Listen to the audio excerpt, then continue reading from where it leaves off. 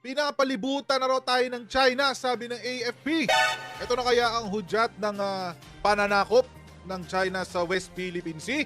Tapos po ng balita ang AFP kaninang umaga kung saan binanggit ho nila na napapaligiran o pinapaligiran na ng China ang West Philippine Sea.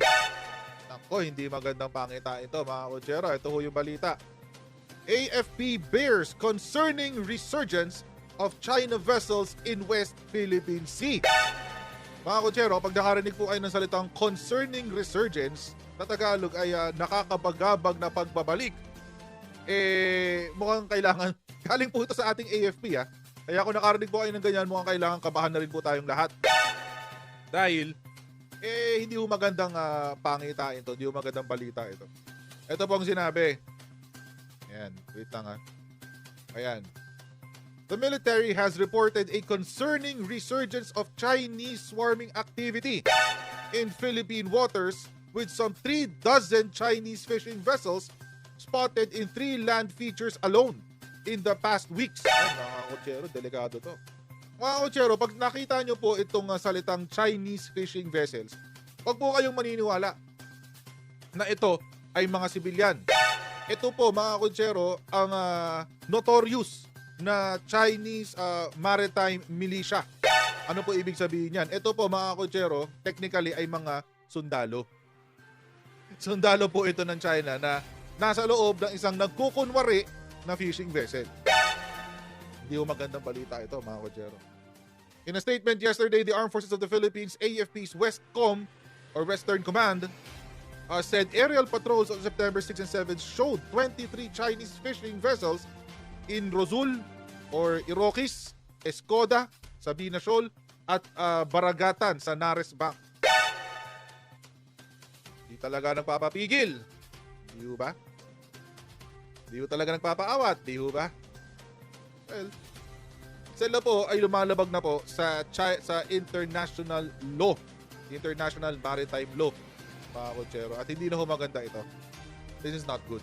Sabi po ng Westcom, the increased presence of Chinese fishing vessels raises concerns regarding the potential implications for Philippine maritime security, fisheries, conservation, territorial integrity, and preservation of the marine environment.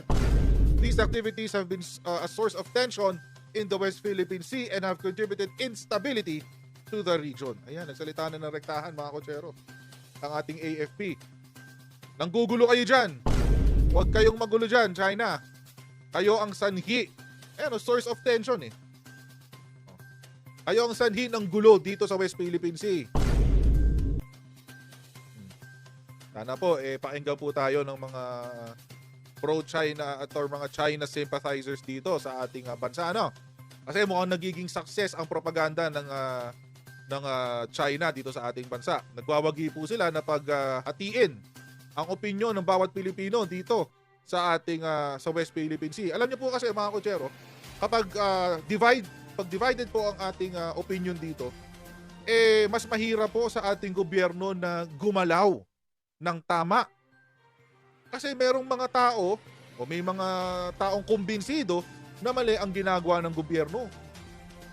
Kaya po hindi ho sila makakapag-impose or hindi ho sila makakagalaw ng kung ano yung tama dahil nabola sila ng Chinese Communist Party.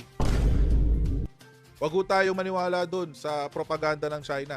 Dapat ho tayo mga Pilipino ay magkaroon ng iisang opinion lang dito sa West Philippine Sea. Dahil po yan, ito po mga kotsero, number 1 ay pagsunod. Ang pag-recognize po natin ng ating soberenya or sovereign rights, not sovereignty, but sovereign rights dito sa West Philippine Sea, number 1 ay alinsunod sa international law, international maritime law. Pangalawa, ito rin po ay alinsunod sa ating konstitusyon.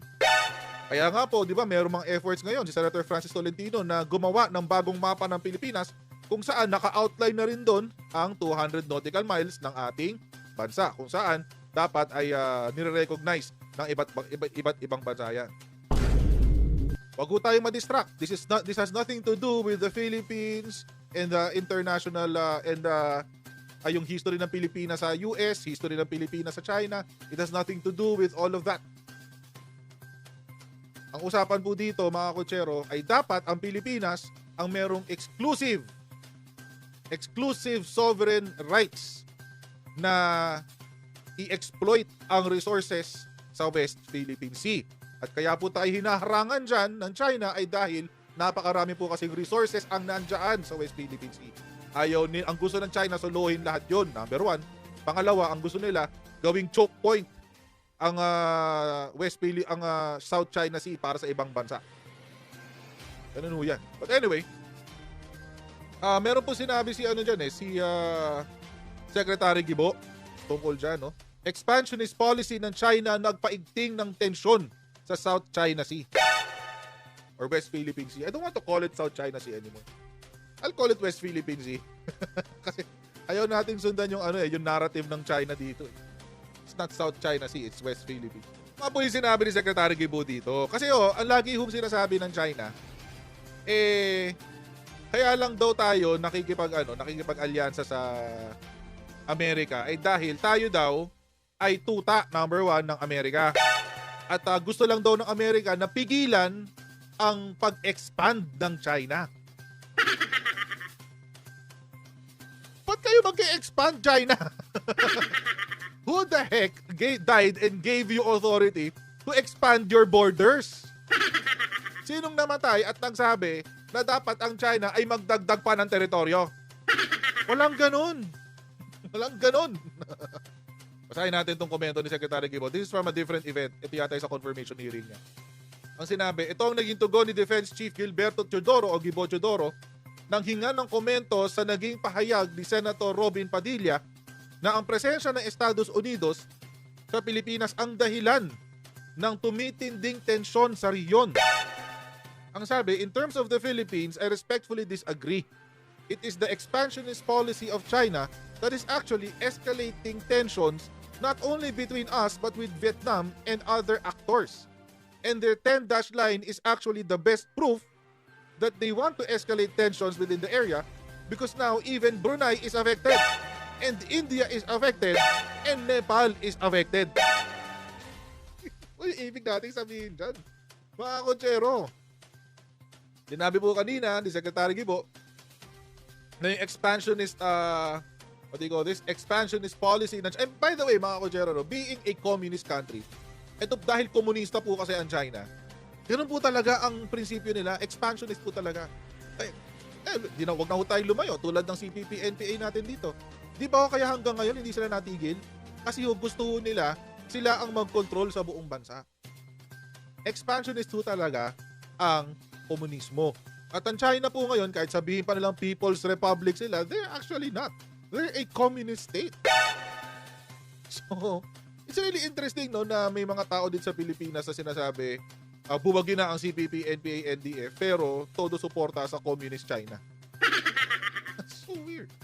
But anyway, napaka-importante po nito, no?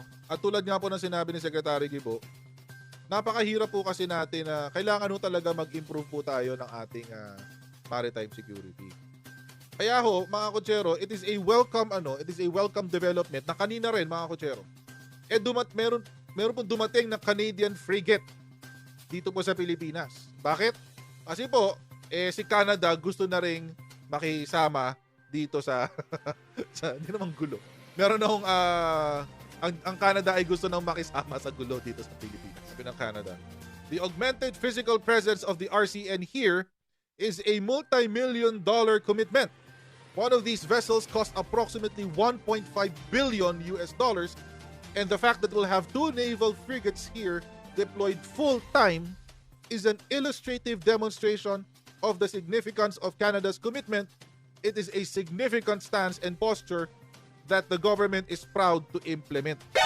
Ay, permanente na pala dito. Full-time, mga kutsero, nandito sa Pilipinas, itong frigates na to. Mukhang manginginig ang China dito, mga kutsero.